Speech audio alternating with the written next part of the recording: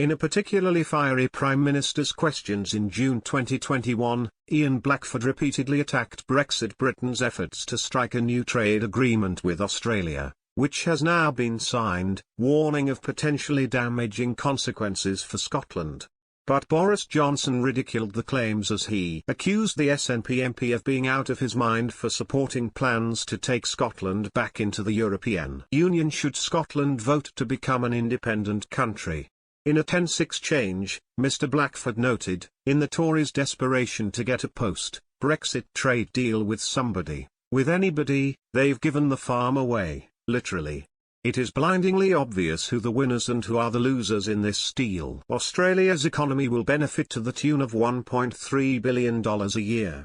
Mr Johnson however hit back, saying, Mr Speaker, the people of this country voted for this government to get on and deliver free trade deals around the world. I believe they were totally right. He talks about tripe, Mr Speaker. Well, I can tell him when it comes to the exporting the intestines of sheep, which I know is a valuable part of Scottish tradition, that is even being opened up around the world. I think he is frankly out of his mind and going in totally the wrong direction. If he means another referendum, Mr Speaker, we've already had one of those.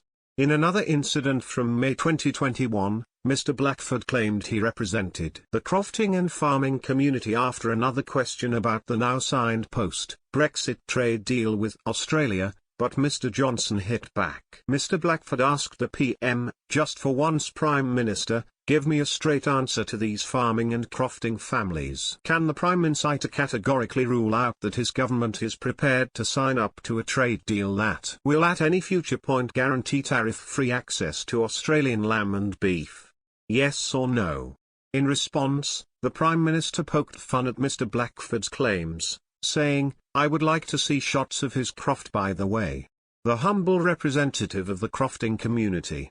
While in another moment dating back to December 2020, Mr Blackford was slammed for the SNP's spectacular hypocrisy after he insisted Scottish fishing communities had been betrayed by Brexit. In his argument he reiterated the SNP's commitment to rejoining the EU if it were to become an independent nation, but the Prime Minister was having none of it.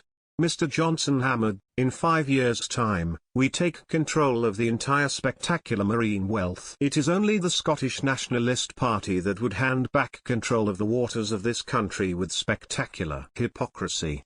He added, that is their policy and they plan to ensnare Scotland's fishing fleet in the dragnets of the common fisheries policy all over again.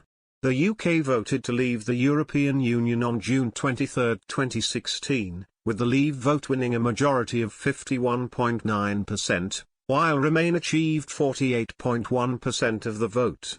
Turnout for the referendum was just under 72%. The timetable was set the following year on March 29, when the then British Prime Minister Theresa May took the formal step to start the exit process. This was done by triggering Article 50 of the Lisbon Treaty. The UK finally left the EU on January 1, 2021 after 47 years of membership.